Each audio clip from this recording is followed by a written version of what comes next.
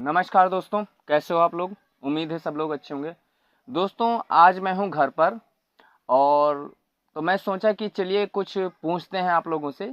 देखिए जितने जितने लोगों को मैंने नोट्स अवेलेबल कराया था और जिनकी तैयारी अच्छी चल रही है, तो अभी उनको मैंने बताया था। अभी यानी कि हमारी क्लास में चल रहा है परसेंटेज, ठीक है, परसेंटेज का चैप्टर चल रहा है। और जिस लेवल पर हम लोग पहुँचे हैं, तो पिछले 2 दिन से हम इस टाइप का क्वेश्चन पढ़ रहे हैं। तो जो लोग ये वीडियो देख रहे हैं, वो लोग ये वीडियो का पहले सवाल पढ़ें और खुद कमेंट में या तो आंसर बताएंगे और ईमानदारी के साथ बताएंगे कि 4 ऑप्शन जो हैं इनमें से कौन सा ऑप्शन होगा, ठीक है।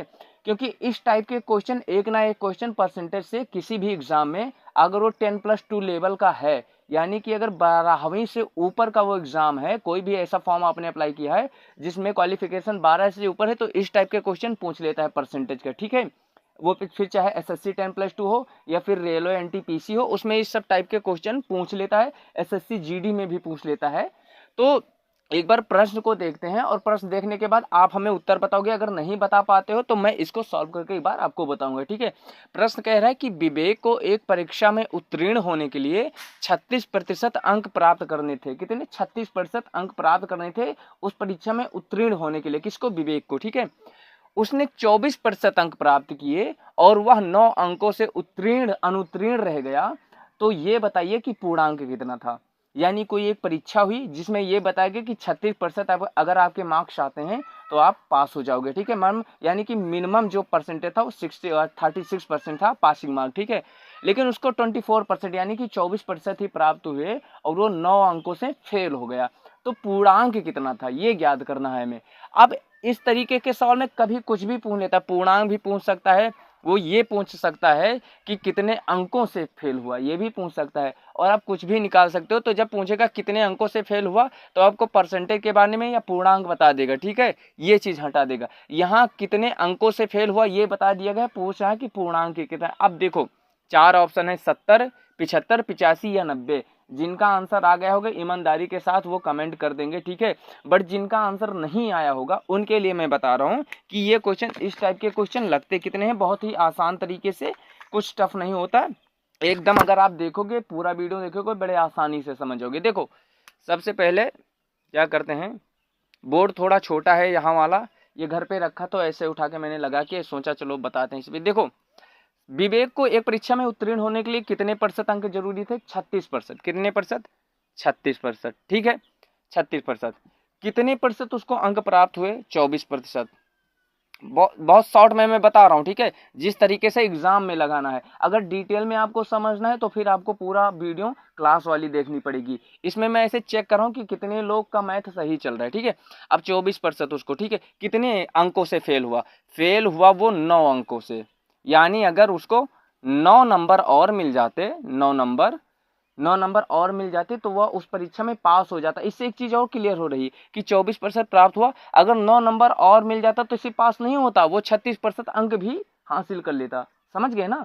अगर ये कह रहा है कि 36% चाहिए थे, 24% मिला, 9 अंकों से फेल हुआ, पासिंग मार्क कितना था? 36%। 9 अंक और उसको प्राप्त होते तो पास होता, ठीक है। 36% चाहिए थे पासिंग मार्क, यानी कि ये 9 अंक और मिल जाता तो उसके 36% मार्क्स आ जाते।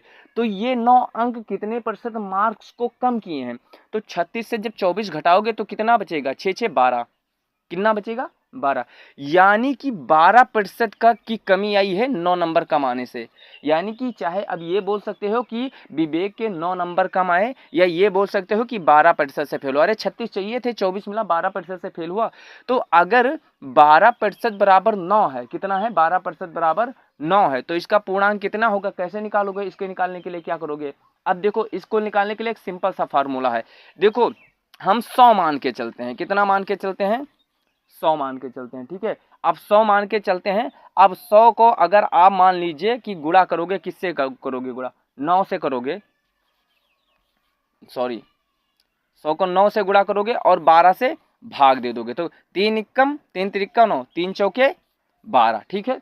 अब 4 से भाग करो 100 को, तो कितना आएगा? 25। अब 25 को 3 से भाग गुणा कर दोगे, कितना आ जाएगा? 25, 75।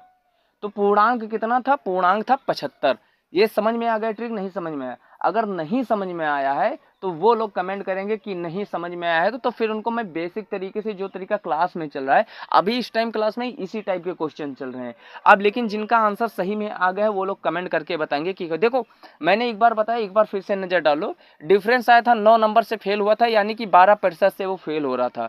12% बराबर अगर 9 नंबर है, तो अब इसका पूर्णांक निकालने के लिए क्या करोगे, तो पूर्णांक को हम मान के चलते हैं, एक माना ले लेते हैं कि 100%, क्योंकि प्रतिशत 100 के आसपास घूमता। बहुत लोग पूछते हैं कि प्रतिशत में 100 का इस्तेमाल क्यों हो जाता है। देखिए एक कोई वो है, तो 100 का मतलब ये होता है कि किसी चीज को 100 हिस्सों में बांट देना, यही प्रतिशत है। अब मान लीजिए 1% है, उसके 100 लड़के हैं, अब वो जितनी उसकी जायदाद है 100 लोगों में बराबर बांटेगा, तो किसी चीज को 100 टुकड़ों में बराबर बांट देना ही प्रतिशत है। अब उसके बाद में अगर वो पूछे, अगर इसका 1% पूछोगे कितना होगा, तो 0.75, कितना होगा 0.75 नंबर 1% के बराबर था। लेकिन इसको जब 100 से गुणा करोगे तो कितना आ जाएगा, यह आ जाएगा आपका 75, यानी कि 75 नंबर का पूर्णांक था। तो डिफरेंस कितने थे, 9 नंबर का। अब 100 हमने ले लिया, ये कितना कितना मार्क्स इसको मिला था, मतलब फेल होता 9। 9 नंबर किसके बराबर था, 12। तो 12 से हम फिर 100 गुणे 9 बटे 12, 12 से भाग दिए, छोटा कर लिए, 3 त्रिकोण 3 चौके 12।